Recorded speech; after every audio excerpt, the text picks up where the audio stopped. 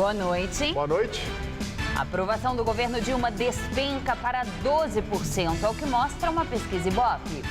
Governo federal afirma que cidades do Nordeste estão em colapso hídrico. Situação em São Paulo também é crítica. Epidemia de dengue começa a dar trégua. Mesmo assim, em São Paulo, mais de 100 mil pessoas já contraíram a doença este ano. Prefeitura quer transformar pancadões em festas com segurança e hora marcada.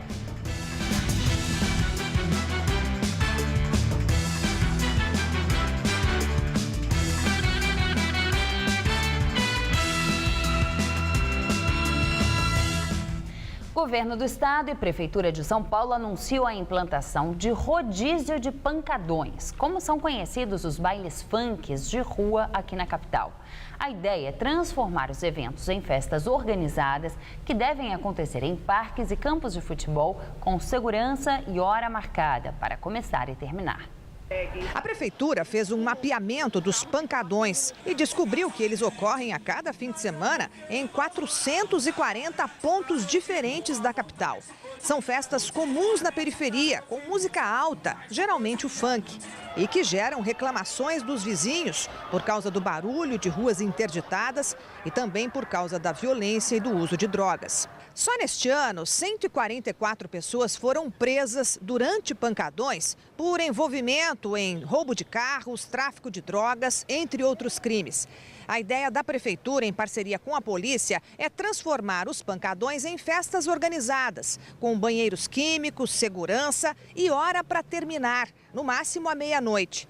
11 regiões da cidade já foram definidas e em cada uma delas haverá no máximo 3 festas por mês. São em campos de futebol, são em praças, são em parques, em locais onde tenha pouca densidade de moradia, para evitar menos transtorno para a população. As demais manifestações que não aderirem a esse modelo da prefeitura com o apoio do governo do estado, as demais manifestações serão irregulares, deverão se adequar ou não poderão ocorrer. Em pleno século XXI, muitas pessoas têm endereço, mas não têm CEP.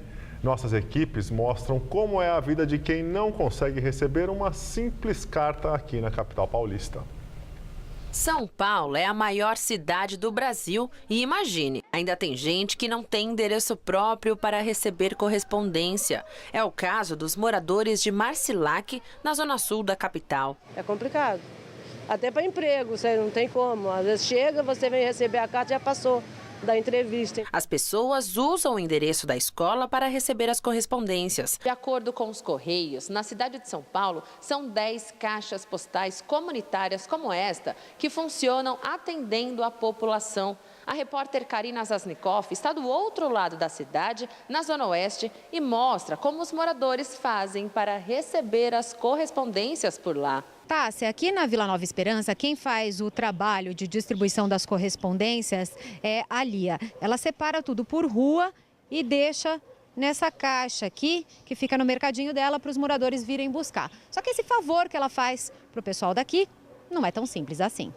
Todo dia, a Lia desce do mercado até a Avenida Engenheiro Heitor Antônio Eiras Garcia, 9.262, a casa da Gilda.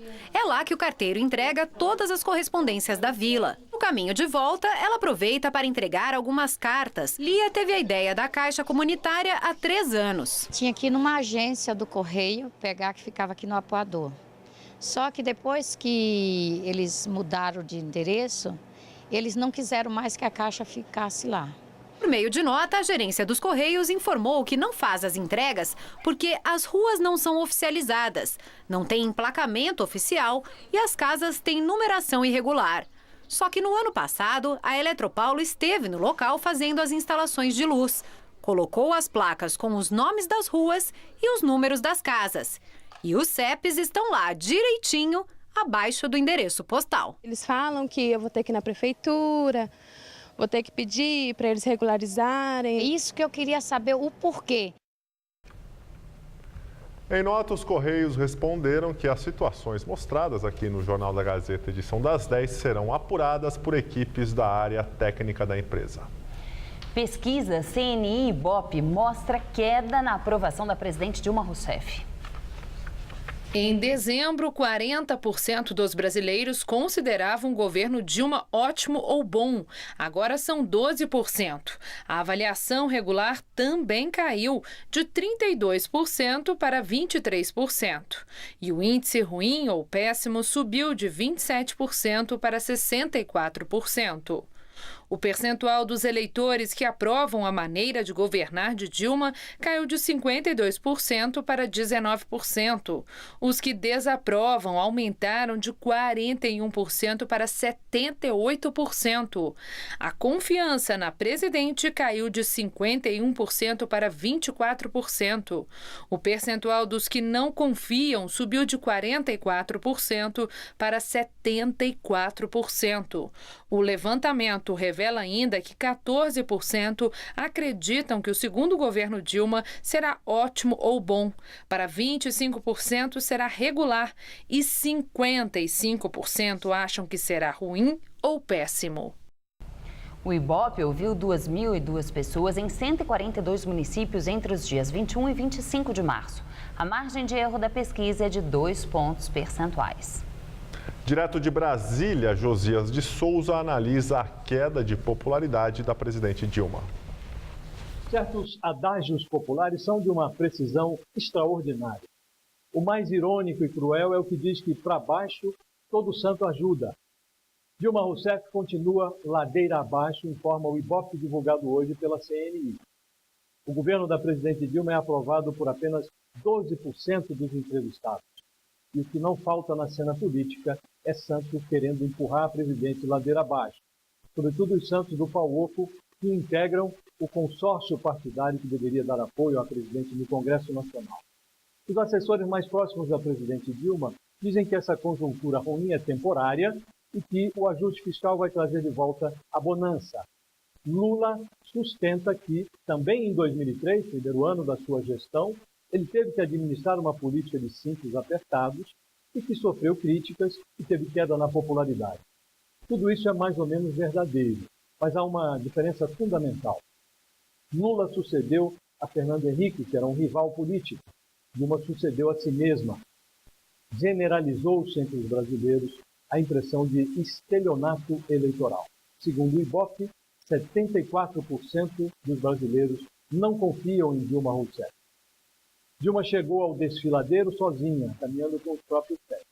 Para subir, ela precisa da incômoda ajuda de Joaquim Levy, o tucano que ela recrutou no Bradesco para atuar como ministro da Fazenda do seu segundo mandato. Quem conhece Dilma Rousseff diz que ela está incomodada. Quem conhece muito Dilma Rousseff tem dúvidas sobre o sangue frio, a capacidade da presidente de autocontrole na temporada de ajuste. Esses que conhecem muito a presidente se perguntam: a que temperatura vai ferver Dilma Rousseff?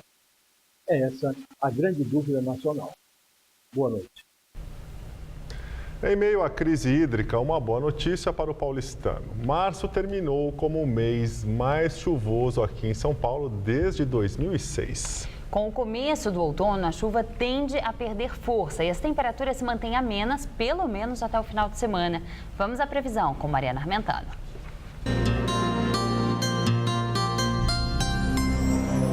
Por enquanto, nada de chuva prevista. O tempo só deve apresentar mudanças no final de semana. Nos próximos dias, a massa de ar seco ganha força sobre todo o estado de São Paulo e mantém o tempo firme e ensolarado, com calor à tarde e friozinho e névoa ao amanhecer, principalmente na faixa leste. A máxima vai aos 32 graus em Votuporanga, em Ribeirão Preto a máxima chega aos 31 graus e no litoral o calor vai ser de 28 graus. Aqui na capital a temperatura cai um pouco mais e também não chove. Nessa madrugada, friozinho de 18 graus e máxima amanhã à tarde de 26. Na sexta-feira, feriado, máxima de 25 graus e tempo firme. No sábado, voltam as condições de chuva e esquenta. A máxima chega aos 28 graus. No domingo, segundo os meteorologistas, há previsão de chuvas mais significativas e elas devem atingir a região dos reservatórios. Governo federal anuncia que 56 cidades do Nordeste estão em colapso hídrico. No Rio de Janeiro e em São Paulo, mesmo com as recentes chuvas, o nível dos reservatórios continua abaixo da média. Ao apresentar os dados no Palácio do Planalto, o ministro de Integração Nacional, Gilberto Ock, alertou que a situação pode se agravar ainda mais. São 56 cidades hoje em colapso. Mas como a situação está se ampliando, o governo federal pediu o levantamento a todos os estados e nós podemos chegar, dentro de uma avaliação, a 105 cidades que ou estão em colapso ou que poderão estar em colapso se não chover. Ock destacou que mais de 6.000 carros-pipa têm fornecido água para a região. A ministra do Meio Ambiente, Isabela Teixeira, afirmou que mesmo com as chuvas recentes, a recuperação do sistema será parcial. A ministra explicou que sua equipe elabora um plano nacional de adaptação às mudanças climáticas. Como que nós nos preparamos na agricultura, geração de energia, oferta de água para abastecimento e irrigação, tá? Então, existe sim um trabalho sendo feito no governo há 2 anos. E não é só no Brasil, não é só o Brasil que enfrenta uma grave crise hídrica. Falta água também na Califórnia. Lá o governador impôs restrições ao consumo pela primeira vez na história do estado. O objetivo do racionamento é reduzir o consumo em 25%.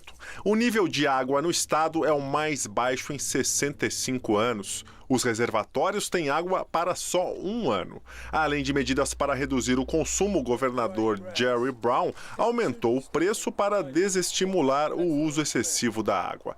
O estado da Califórnia tem 38 milhões de habitantes e produto interno bruto maior que o do Brasil. Se fosse um país, seria a 7ª economia do planeta, deixando o Brasil em 8º. A epidemia de dengue começa a dar uma trégua em São Paulo. Mesmo assim, a situação ainda é crítica. Mais de 100.000 pessoas contraíram a doença este ano no estado. Na zona norte da capital, área com maior incidência de transmissão, a prefeitura montou uma tenda para receber os pacientes. A tenda ainda nem foi inaugurada e já foi alvo de vandalismo. Na Brasilândia, na zona norte, a situação ainda é grave. Quase metade dos casos de dengue na cidade de São Paulo está concentrada aqui. Uma das 2 mortes pela doença na capital foi registrada no bairro. Então eu peguei, fiquei todo doído, todo quebrado, não podia me levantar, dor nos ossos, dor nas pernas. Para atender a tantos pacientes, a prefeitura montou essa tenda. Apesar de ainda não ter sido inaugurada, já foi alvo de vandalismo e apareceu rasgada. O município prometeu consertar e colocar segurança 24 horas. Enquanto isso, o atendimento é feito apenas no posto de saúde. Aí dentro tá cheio de gente. Um dengue, um monte de gente. Tô com medo, né? Porque eu não sei o que é, mas aí vou fazer um exame lá na Elise Maria, que aqui não tem quem faz o exame para poder fazer, né? O momento ainda é de crise, com mais de 100.000 pessoas com dengue em São Paulo, mas a doença começa a apresentar os primeiros sinais de trégua, graças ao fim do período chuvoso e início do clima seco. Segundo a Secretaria de Saúde, março já apresentou quase metade do número de casos registrado em fevereiro, o auge do problema. Em fevereiro foram mais de 47.000 casos. Em março, os registros caíram para 22.000. Infectologistas explicam que a dengue é cíclica e está diretamente ligada à quantidade de água parada. Foco do mosquito transmissor é Aedes aegypti. O tempo de vida da fêmea é de até 60 dias. Por isso, embora a proliferação costume ser nos 3 primeiros meses do ano, a previsão é que novos casos surjam até maio. Nesta farmácia da Brasilândia, onde trabalha o Ari, a venda de repelente disparou. Agora está mais ou menos na base de uns 20 pelo menos por dia. Porque antes saía quando o pessoal ia viajar, ia para sítio, essas coisas, usar como só um repelente comum. Agora, como está tendo esse problema da dengue, agora é constantemente. O Ministério Público abre novo inquérito para investigar gastos nas ciclovias de São Paulo. Hoje à tarde, a Secretaria Municipal de Transportes apresentou a um grupo de ativistas o plano completo da implantação de ciclovias da cidade. A Secretaria Municipal de Transportes apresentou esta tarde para ciclistas representantes de 5 regiões da cidade, coletivos e associações, o plano detalhado das ciclovias em implantação na cidade. Serão 320 quilômetros até 2016 e, para 2030, pretende-se cobrir todas as regiões da cidade com integração com o transporte público, bicicletários e bicicletas compartilhadas. A gente tratou aqui do capítulo mobilidade por bicicletas. Então, a gente não sabe, por exemplo, se o capítulo da questão viária está dizendo que a cidade vai ampliar as vias, construir novas avenidas, a gente não sabe. Esperamos que não, mas a gente precisa fazer essa combinação entre a expectativa do que é promoção do uso da bicicleta com aquilo que de fato a gente quer, que é desestimular aqueles que mais poluem, aqueles que mais ocupam espaço, né? Hoje, a Promotoria do Patrimônio Público da capital entrou com um inquérito questionando o planejamento, os custos e possíveis irregularidades nas contratações das obras cicloviárias. Há uma confusão em relação a isso. Por exemplo, a Paulista e a Bernardino de Campos. Não é só a ciclovia. Você tem aterramento de fio, a tirada dos postes, vamos refazer toda aquela calçada. Então, é uma intervenção urbana que é evidente que não é o preço de apenas uma ciclovia. Renata Falzoni, especial para o Jornal da Gazeta, edição das 10.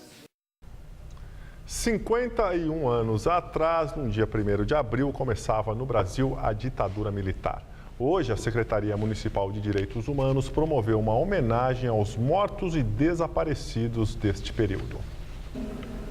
A cerimônia foi conduzida pelo secretário de Direitos Humanos, Eduardo Suplicy. No salão principal do auditório Ibirapuera, familiares de mortos e desaparecidos durante a ditadura e também integrantes de entidades como o Instituto Vladimir Herzog, o Grupo Tortura Nunca Mais e representantes da Comissão da Verdade da Prefeitura.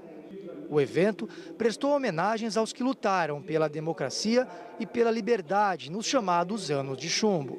Essa é uma data que com certeza não vai passar esquecida, não vai ser despercebida pelas pessoas que viveram esse período, mas ela não pode passar despercebida por nós que, embora não tenhamos vivido essa época, precisamos conhecer a nossa história para não deixar que se repita, né? Uma cidade sem memória é uma cidade que está fadada a repetir os erros do seu passado. No final do ano passado, a Comissão Nacional da Verdade em Brasília divulgou um balanço final após quase 3 anos de trabalhos. De acordo com a comissão, foram reconhecidos oficialmente 434 mortos ou desaparecidos durante a ditadura. O dia 1º de abril foi escolhido justamente por ter sido há 51 anos a data de início da ditadura. O golpe de 31 de março de 64 deu início a um período que duraria até a abertura política, em 85.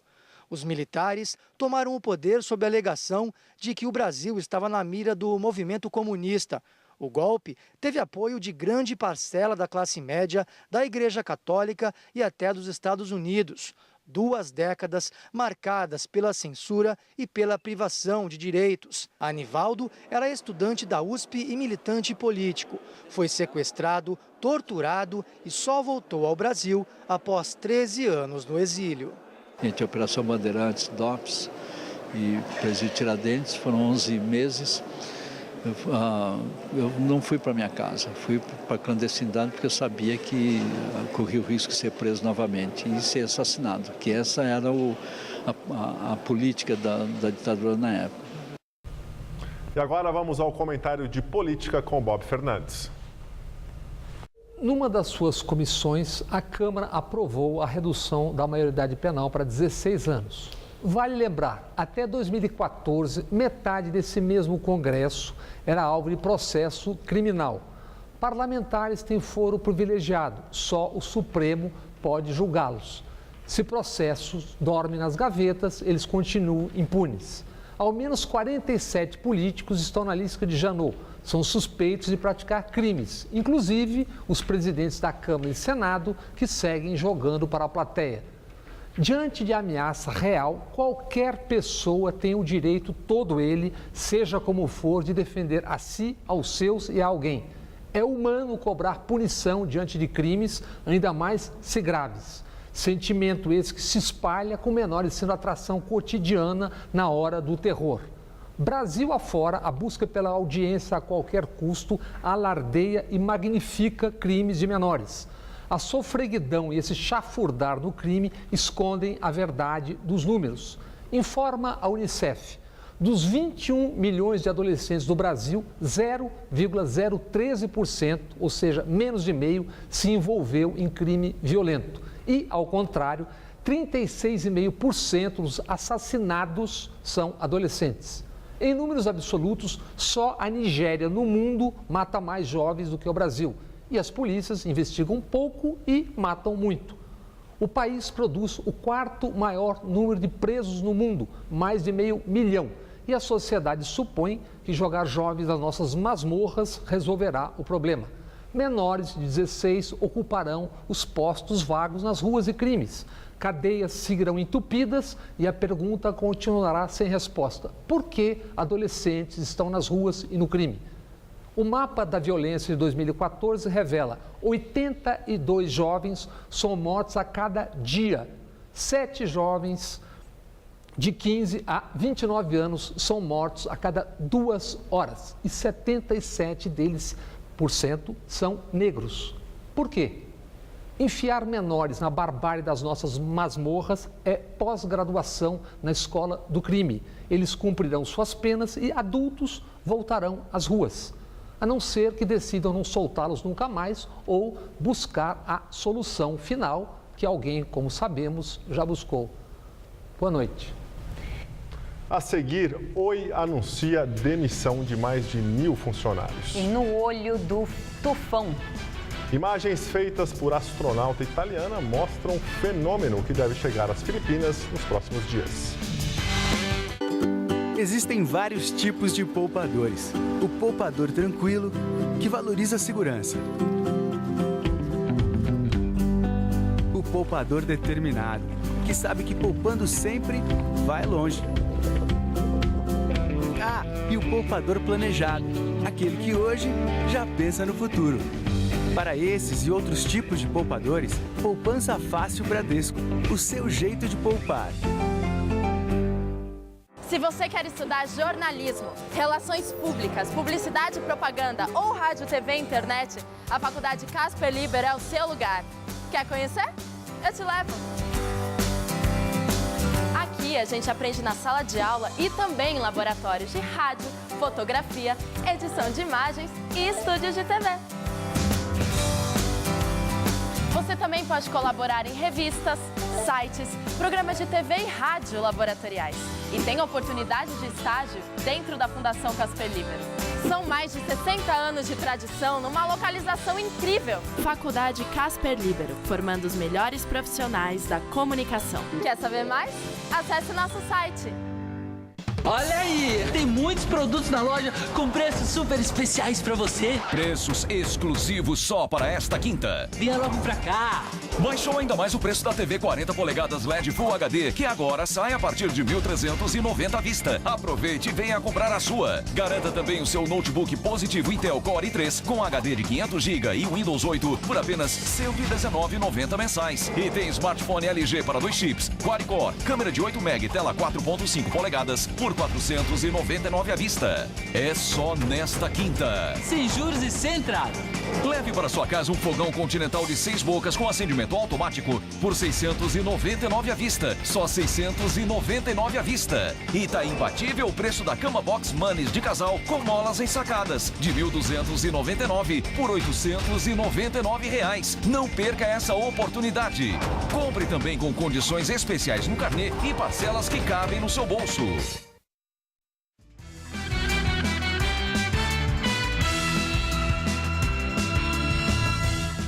A Oi anunciou hoje que vai demitir 1.070 funcionários neste mês. O número equivale a 6% do quadro atual da empresa. As demissões vão atingir todos os níveis da companhia. No final do ano passado, a Oi já havia demitido 150 executivos. Segundo a empresa, as demissões fazem parte da estratégia para reduzir despesas no momento em que a companhia tem um alto endividamento. E os funcionários da TAM fizeram na manhã de hoje uma manifestação no aeroporto de Guarulhos, na Grande São Paulo, reivindicando benefícios como participação nos lucros e melhores condições de trabalho. Não houve voos atrasados em razão do protesto e a Azul desmentiu que pretenda demitir 700 funcionários, conforme foi divulgado hoje pelo jornal Folha de São Paulo. Porém, a companhia informou que não descarta cortes de voos. E agora vamos ao comentário de economia com Vinícius Torres Freire. Vamos tomar uma cerveja? Vamos, mas menos. As coisas andam tão complicadas que até a produção de cerveja diminuiu. No primeiro trimestre deste ano, caiu 4% em relação a janeiro-março do ano passado. Parece pouco? De 2002 até 2012, a fabricação da bebida nacional favorita só crescia, em média, 6% ao ano. Em 2013, deu uma caidinha, quase ficou no 0 a 0. Foi um ano em que o preço da bebida subiu muito. Mas mesmo em 2014, que foi fraco para a economia, a produção de cerveja cresceu quase 5%. Quer dizer que estamos todos apertando o cinto, fechando a carteira até na hora de relaxar. A produção de refrigerantes, então, caiu ainda mais que a de cerveja, baixou 5,5% no trimestre. A queda da produção de cerveja não é apenas um sintoma de que as coisas não vão nada bem. É também um problema para quem trabalha nessa área. A produção e distribuição de cerveja emprega mais de 1.700.000 pessoas no país. Em termos de emprego, produção e impostos, é coisa séria. E a coisa está séria para o restante da indústria também. Como a gente acabou de ver, a produção industrial diminuiu 4% nos últimos 12 meses. A produção de fevereiro foi 9% menor que a de fevereiro de 2014. Tem mais, o emplacamento de carros, segundo uma estimativa publicada na Folha de São Paulo, caiu 17% no trimestre.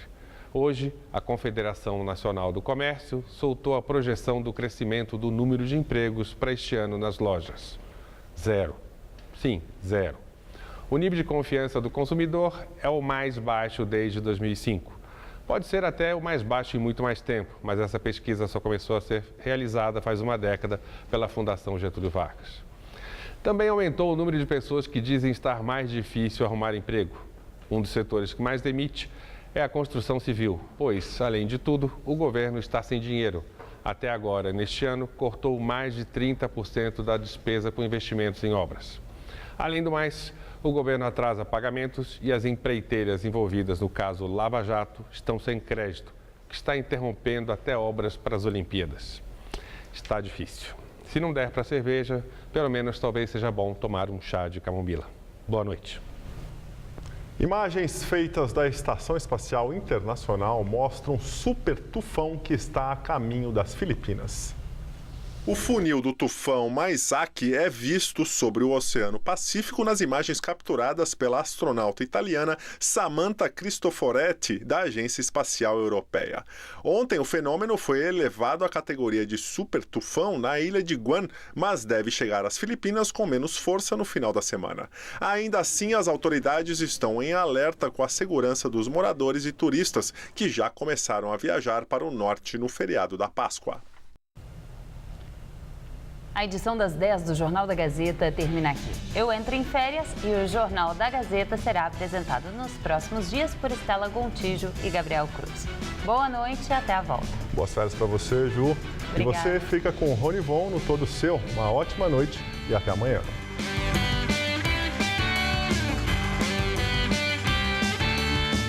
Tá um jantar preparado por um Masterchef. Confira logo mais, 11h30 da noite no Eu Nunca. Assista agora, Todo Seu.